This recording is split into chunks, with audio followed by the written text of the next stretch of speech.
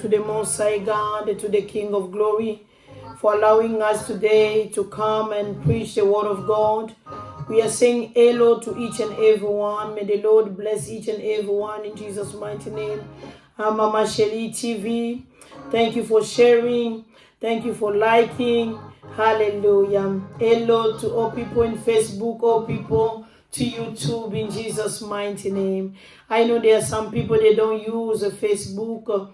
Hallelujah. So there are some people they just use YouTube. So we are doing both. So to allow people who are following in Facebook, they can follow us, or YouTube, they can follow us in Jesus' mighty name. Hallelujah. God bless all of us. And thank you for your support in Jesus' name. Hallelujah. God bless bisonyoso pambola bisonyoso bonsoir bonjour ça dépend beaucoup la mama chérie nazaka kapona côté ya sango malam yana batu mususu basala ka Facebook te alors tozote ya nanzela Facebook nanzela YouTube babazolanda na YouTube bambote babazolanda na Facebook bambote que le Seigneur apambola bisonyoso pona le 30 novembre autokomi pelobi tokoza le 1er décembre 2025. Que Dieu de gloire a zoné gloire, paix a zoné honneur au nom de Jésus. Nzamba zatata abongwanite azareye le Dieu paix azali oya salaka au-delà ya ntangmana biso azanzambe tiketele loiseau gloire a zoné honneur. Hallelujah. May the name of the Lord be glorified, be magnified in Jesus' mighty name. Hallelujah. I'm so glad to preach the word of God and to give God the glory. As David always say, I'm so glad when they are telling me to go to the house of the Lord.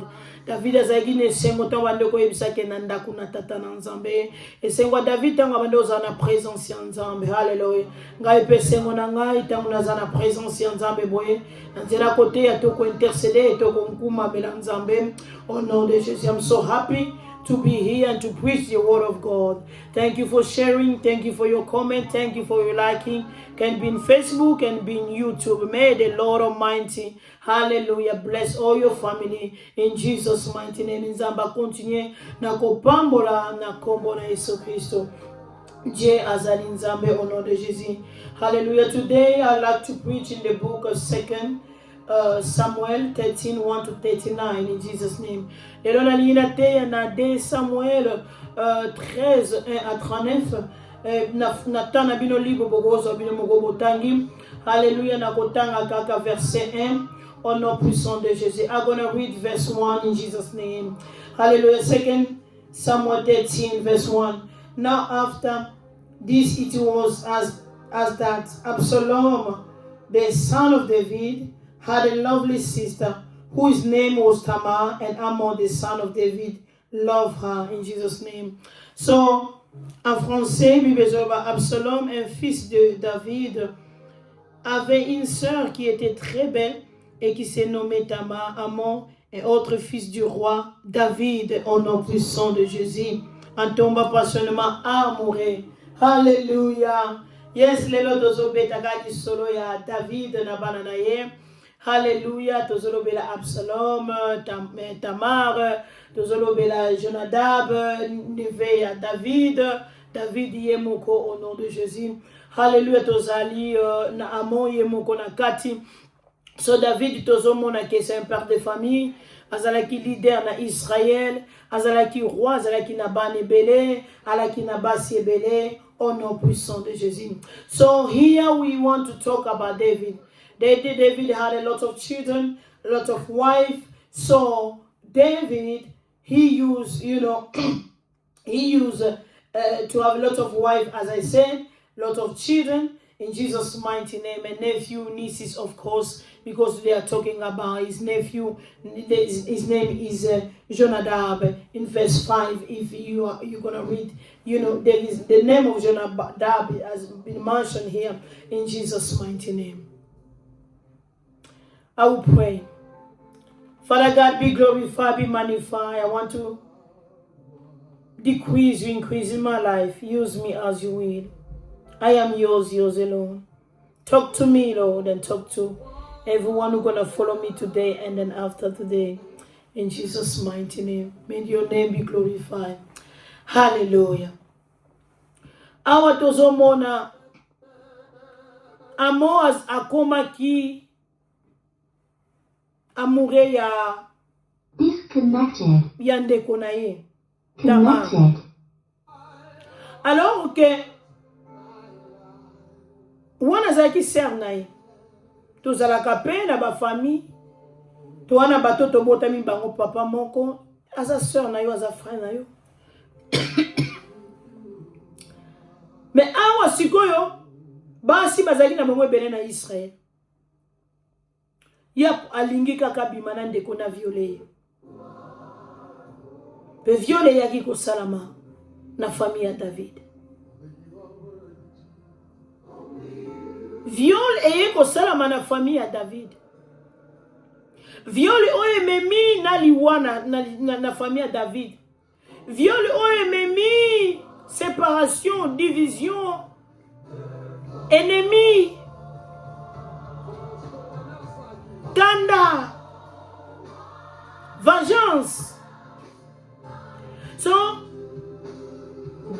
this time now, Ammon wanted, he raped the sister Tamar, and this brought in the family separation, division, killing, revenge, name it, sadness, in Jesus' name. So we need to be careful. The people that we are allowing in our life can be family member, can be friend, can be colleague at the place of work. You need to be careful. Who are you talking to?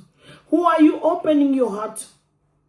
So Ammon, Jonadab asked Ammon, tell me, you know, the way I can see you, you are not that well. Tell me. And Ammon said, no, I'm in love with Tamar. He said, that's no problem. You just fake that you are sick, and then your dad will come and then just say, you need Tamar to cook for you, you know. So this Jonadab didn't have a good heart. He prepared everything to destroy David's family. There are people there thinking that they are closer to you, but they're the one destroying your family without knowing. Your children, your grandchildren.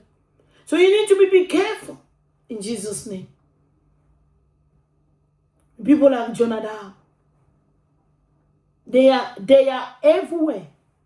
So if you don't have the spirit of discernment, they will just finish all your family in Jesus' mighty name. But to lokola ba Jonadab bazali partout na ba famille, na ba quartier, na ba église, na ba place ba misala. So ki oza mayele te na ba lokola ba Jonadab. Ba ko si sa yo. Yo zo ye bateke se des mots de contrôle, de surveillance, de poursuite. Yende mutazo contrôler famille, yende mutazo diriger. So Jonadab yende comment il diriger Ammon maintenant. Ammon zaki mwana ya mokonzi. Ammon aibaki ba principe ya makambo nzambe parce que David amemaki bana na ye alakisaki bango nzamba Israël alakisaki bango liloba na nzambe. Yes, des fois tozo lakisa bana parole tozo te ya bana tozo lakisa bango mais bana mona bazo sala bavua na bango. Bien aimé makanisu ezaka na bana no yeba te. Ya malamu to ya mabe okoyeba te nzambe kamta yeba. Voilà pourquoi, étant que maman, papa, ton devoir de faire quoi? Il faut qu'on prie pour na banana yo. Il faut qu'on prie pour tes enfants. Non seulement banana yo, bakoko ya bakoko na yo. Oh, imaginez ce que papa ya David et wana zaki na bomoy. Ayoka, Jonadab wa zaki koko na ye. Yende mutu apesi suko ide et pas ya koko ne mususu. Pokoko mususu wana kele ko violer mususu wana. Yango tozo lobo ozala koko za envie. Priya ka pona bana na yo na bakoko na yo. Parce que eloko yo comme ma division entre David et pena frère na ye. Tangu David akoyoka yo Jonadab yo ndem to pese kide. Tangu akene pa ndenge nini mwana na yo, c'est ça. Yango to mona ba division na ba famille, ba séparation na ba famille au nom puissant de Jésus. That's why we see in the family lot of separation, division in Jesus' name. Because David, when we're going to hear that, Jonadab, why did you give to my son, bad idea like that? Even though this idea came from my son himself, but you're supposed to help. You're supposed to tell my son that what he wants you to do is bad. I prefer somebody who gonna tell me the truth. Yeah, I prefer. Even the truth will hurt, but I prefer somebody who tell me the truth, because the truth will set you free. Instead of somebody who come and put firewood, petrol, to destroy again the family or your life or your future in Jesus' name. So Jonadab, he came and destroyed the life of Ammon in Jesus' name. Na préféré mouton qu'on le la vérité. Vérité ya solo salaka passe soit comme vérité za mieux que mouton ayako bakisa moto, ayako bakisa pétrole, ayako tia alimeti pour moto pela pour vino ezala détruire. Bon na suka mouton kufa kezana Ammon ezaki Jonadab te. Alléluia. Yango sala attention na mouton zo même mon erreur. Sala attention na mouton même mon distraction. Sala attention na mouton zo pes yo mouton yeno na makanisi mabe bien sûr. Mais mouton wana fois sunga zo nzela. Au nom de Jésus. Mbalebele to yinaka kutu bato balobela biso vérité. To préférer ka bato bakosa biso. To préférer kutu bato yo ba fonsa ka biso. Bato na nde kutu. Mona ozana bangu te belé.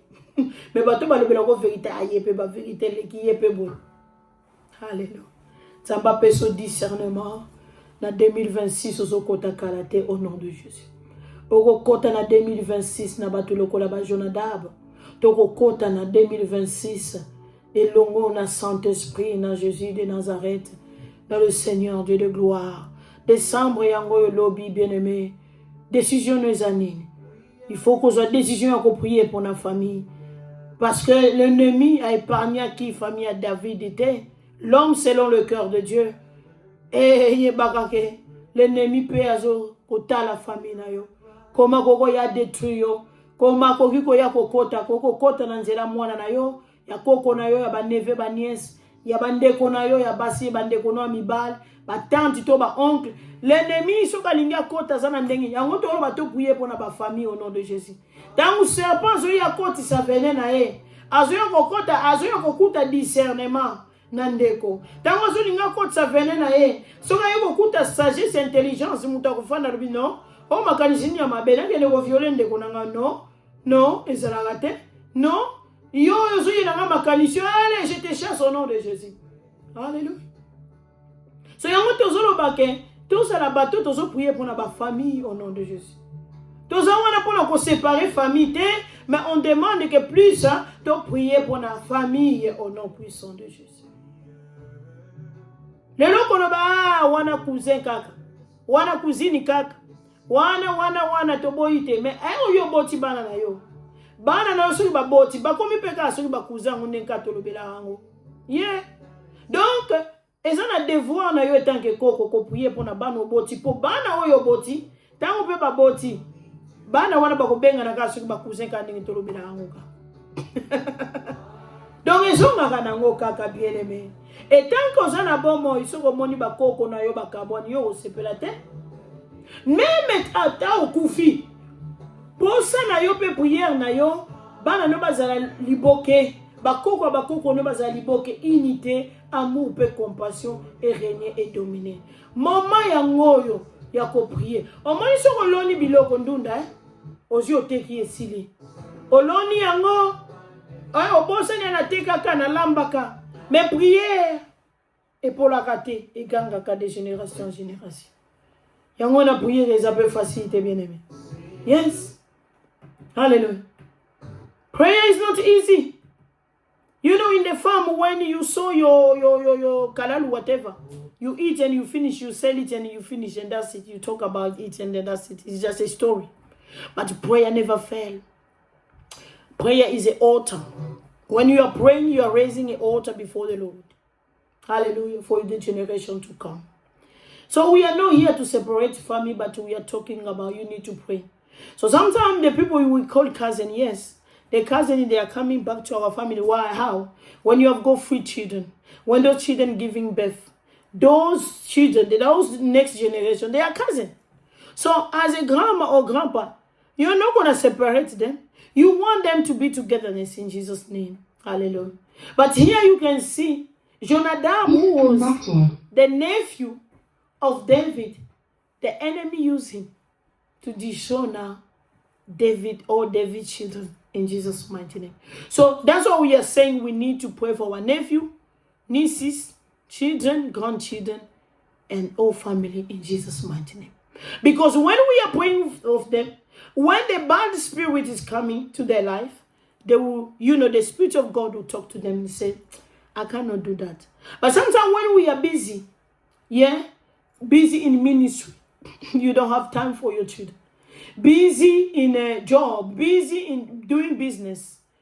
Even though you are busy, but find time for your children. Find time to observe them. Find time to speak to them, to advise them in Jesus' name. Don't be in a rush because they are calling you, they are telling you this, and then because you are busy, you want to do other things. Do it. Yes. David said yes to Ammon, quick. And then look, the years of David. How the life of all his life of his children now is being destroyed because of one day saying yes to Ammon, to ask Tamar to come and cook for them. So, oui, à David, écoutez qui est. Bien aimé, on va occupé dans le ministère, mais on va yabana. On va occupé dans ba faire, mais on peut tant on va na banana. On va occupé dans musala, mais on tant yabana pe. Parce que moi na ko tout no kalikamboy, on répond nemba on pose na makamno muso sala, peut-être prière, peut-être ko kene côté ya, ko voyage ka na makamno nzambe za mabete. Bible zo même l'Ecclésiaste chaque chose à son temps. Alors David a yaki kakamba on yoki mwana malade, ya mwana yemba mba. Nzoka malade ya lukuta. Mais soka zoki ta lo ba ke bon, na la na fana na auto yaka na no côté na. Anga ye ba ke malade wa nzana ya lukuta. Bien mais to opela bana e moko mona line o ke mu classe te, abari yo ka ke na o ke ne classe te. Mais mo mona yeka. Mais yo mu to ba ke ko sa malade. Yo wana ozana télévision, to yo wana ozana boyi, to tellement yo posa na ndako observer te. Donc on dit que non, finalement moi non encore si le faux malade. Mais David yo wa zini ne makam ne bi muso ko sala alo bien comme tout ça na zoti na Tamar. Bien aimé. Tout zoatan ya ko observer kaba. Ayi li li solo moko. On bi ne pomte na répondre après. Ko oui la ka ko peut sa réponse te. Parce que oui, na yo ekoko coûter à venir nyos. Fitir ya ban. Au nom de Jésus. Non, na yo pe koko coûter, ça dépend ya non na oui. Donc tout ça là très attention à la décision de ko soit. Parce que décision à souka et vande wo te pas mo konzi papa na bangonda lo bakitama aya. So ika papa lo bakitama aya te. Viol wana pe ngeke kota te bien aimé. Tout ça très attention. Au côté 2026. L'ennemi passe à pomisi, pas flèche ne, pas attaque ne, pas venin ne. So yo sandeni. Hallelujah. Be careful, 26 is there. The enemy also is preparing the attack. How is he going to attack you? How is he going to use your nephew, your niece, your children, your grandchildren, yourself, or one of your family member? So you need to be careful. You need to be watchful. You need to have the spirit of observation. Because if David said that, you are sick, or I'll be with you, or come to my place. So David will notice that, no, this is a fake news. This is a fake sickness. But David just came, okay, no problem. I'll send your sister. And David didn't know that idea of sending Tamar, it came from his nephew in Jesus' mighty name. So we need to be careful in Jesus' name. So that's what we are saying. We love our nephew, we love our niece, we love our children, we love our grandchildren, but we need to pray for them in Jesus' mighty name. Tolingi ba nièce, tolingi ba neve, tolingi ba koko, mais il faut te prier pour na bango na kombo na Yesu Christ. Parce que sinon te idée moko kaka o l'ennemi a kotisi na mutu moko et mutu wana pa mifongoli pa mutu musu na famille mutu wana musu pa sana jana milimo mabeto ko lo bazana kati ya famille et yesu ko a détruire les choses kutu koleka. Alléluia. Et awa Absalom siko asali feti tellement yebisi tama komi tungisa te nzoka na motema na ye ayeba ke loko ne bande ko bongisila ndeko ne mususu ya mobali. Mais soka lobi ka bengi seka ye moko a comprendre tika na mbouye situation bino nyonso boya bandeko na nga to sepela to fanda, tu vois tout ça.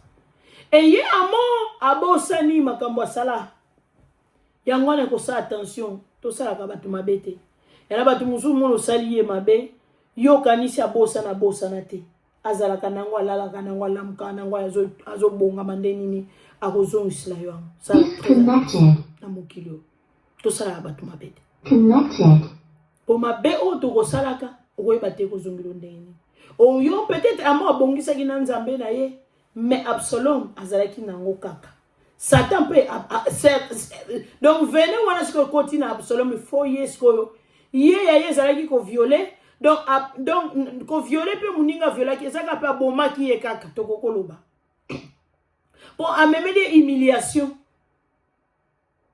Donc a mis une femme abandonnée, une femme rejetée, une femme humiliée, une femme sans valeur, princesse sans valeur. Talana nenguta bengane la kaina ndakuna. Ba oyo babane ko respecter princesse. Ay balé. Non. Habite ko sala boite déjà o salinga kuteleki on ngo sanga susuboye. Malgré princesse aluka qui a se défendre. Bien mais peut-être toujours qu'on se défendre mais nani a oyoko nani a comprendre yo. Au secours ne koute pas nani. Yango tout ça la très attention bien. We need to be careful. We need to be careful. Disconnected. Awa to so mona ke amo abosani akeyi mela masanga.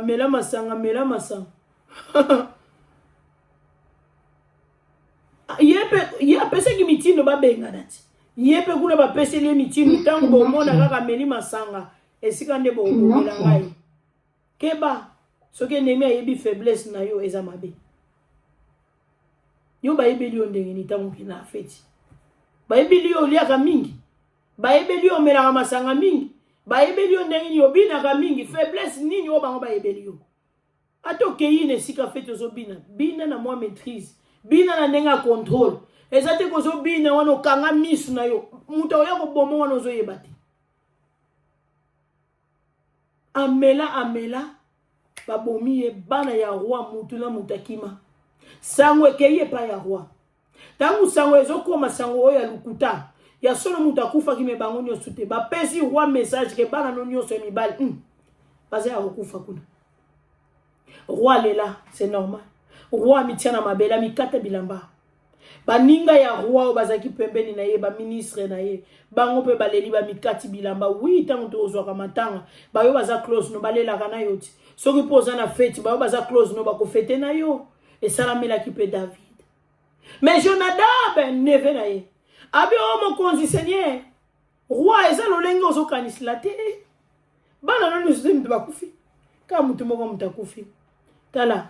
Un manipulateur sakana na ye. Azakana ba information est sûre. Roi kutu a eu information, mutakufi bien si mais bango nyo soute. Mais ye esprit manipulateur, esprit démon de poursuite, de contrôle, de surveillance Jonadab. Azaki ne ba information za si yango mona batu mususu. Ayaka na ba social media ba information sire. Ozomi tuna zula ngone. Soka lobi likamba mutu boy ezapesi. Soka lobi bo ezapesi. Awa Jonadab. Esprit ya manipulation, na esprit ya démon de poursuite, de contrôle, de surveillance. Azolo bana David Seigneur, roi. Tika boyko, bana no mususu bazana ba ka moko mtakufi. Etangu roi komona bongo lobi, neve na ngai azo consolenga. Nzoka no, yende mobomi. Yende machete, yende munduki, yende lisasi, yende petrol, yende pilipili na mungwa, yende. Batu nini yango tokotisaka na bandako?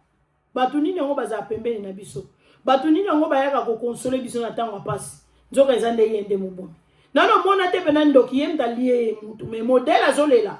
Wondi mateke yendoki me yenda liye mutu. Tout ça, très attention. Au nom puissant de Jésus. So be careful with people like Jonadab. Now the news, the fake news went to David that all your son had been, no, there is nobody. Absalom killed all your son. That was the fake news because one son that passed away, yes, not all the son. And David to hear that he lost all his son, who is gonna get the succession? I think he was thinking like that as a human being. And then he was on the floor crying, does normal things. And then all his minister also was crying with him.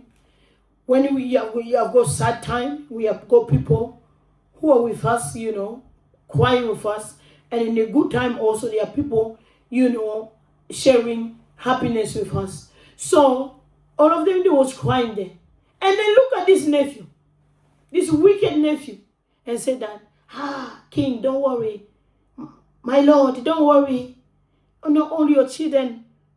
No, it's only one, this and that. So now, if you don't have the spirit discernment, you see that this nephew of mine is good, he's comforting me. No, he's not a good man. He's a bad man. Hallelujah. Be careful. Even when you are going through tribulation, it's not everybody they are saying to you that don't worry or whatever, they love you. No, be careful. Hallelujah. We need to have a spirit of discernment. We need to use wisdom. We need to use wisdom in Jesus' mighty name. Otherwise, the serpent, the scorpion, will destroy our families in Jesus' mighty name. So let our spiritual eyes to be open. Let us pray for our children. Let us pray for the generation to come, our nephew, nieces. Pray for your family in Jesus' mighty name. The reason why God is giving you a beautiful life and you are still alive, you see, to now, is for you to stand and pray for your children and for your family in Jesus' mighty name. Connected. But sometimes you don't want to pray. You've been lazy. You don't want to pray. You can do so. Sometimes tu as la paresser, tu as la prier, prier bien aimé. Prière na yo. Et ça très très très nécessaire pour la famille au nom de Jésus. Kotikate l'ennemi a détruit. Kotikate Satan, le serpent, kote ba venin, et ça n'a ba neve, n'a ba nièce, et ça n'a ba, et ça n'a ba koko non puissant de Jésus. Tango zo prier pour na bango, au monde ke ata mi pepango eko ya. Pour Satan tika kata kape na respect mutute, aga na respect identité mutute. Azaki na amuna giteke okuta mo konji roi déjà si ba poaza mo ponami. Mais ayaki neka akomeka na famille wana. Akoti na mwana ya David. Ale, akoti bien mesiko na munoko ya mwana ya neve ya David. Ale asali musana. Yene me feti nyo sute foka o mon silongi na yo. Eza na feti musu po se skizokete. Mais amo wa ba bengisi abosa ni neka viola ki mutu. Abosa ni ka sa ki mutu mabe yene kwatu ke. Bato bele peto yo ka bakina kufuna. Na ba feti. Aibaki teke nenga zokende kuna zonga te bien aimé tout ça attention. Bisika musupe ba bengisio o s'excuser. Ezate ke po ba bengisio na feti wana ke mutu wana lingio. Parmi 100 personnes, parmi 1000 personnes ba bengisinga ke ba linginga. Ay, discernement. Yango neza mutu eko big sona makambo ebele. Batu musuba atala ke yo zo me ba prière na famille, zo me ma lumière ndeni ba ozulo. Na nzela feti. Allez ba bongisi ba organiser feti moko. Na quartier, faites mon na famille, faites mon je ne sais pas. Préparez les gens bien. Au nom de Jésus. Zamba sa biso grâce. A continuer à fond biso malim. Matin ina moni pour te comprendre pour te saisir au nom de Jésus-Christ. Zamba zana biso. Apambola biso.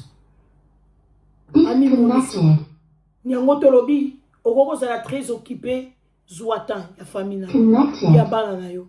Bango ndenzamba pesio. Batela bango, zala na bango. David azaki très occupé na basi. Très occupé bana belé. Peut-être bana ngoni sokuta ibaki na ba caractère na bango te. Yes. Disconnected. Très occupé. Yeah. tokoza très occupé kane na lobaki na musala nzambe na ba business ko voyager peut-être côté ya ko voyager peut-être na ba business mais keba Satan pe azogete azotala mutu ana mato ya koyoka yoki alingi atina misala atina misala zamba pambola eki bo mama sheli vraiment to komi mbala sima ndenge toloba to prometaka te et soki nzamba permettre na ye pourquoi pas au nom de Jésus ndenge tozolobaka toza très toza kaka occupé mais tozozwa temps mpona nzambe tozwa temps mpona nzambe ke nzamba pambola biso tobondeli éternel merci yondo olobaka yondo salaka tiketeli yoba oyo tushenga batela famille nanga bana ba famille nyonso côté papa côté maman Dieu de gloire soit contrôle nyonso yo tezala musiko au nom de Jésus fait God Almighty I bless your name and I give you all the praise. Thank you for being with all of us and being with my family, my dad's side, my mama side. Yes, Lord Jesus, I pray for the blood of Jesus to cover all my family, Jesus, and all are going to follow me, Lord. Bless their family, protect their family, Lord. Don't let the evil spirit to come and separate and divide the family. In Jesus' mighty name, hallelujah. To bondi li pona ba famille nyonso nzam. Isika nyonso serpent so kotsa ba venir na ito so détruire milimo nyonso ba venir à serpent au nom de Jésus. Nzamba pambola zana biso. Alléluia, te commis à la prochaine. Nzambe azona gloire. Au nom de Jésus. Bye bye. Hallelujah. See you next time. Bye. God bless. Thank you. Thank you so much.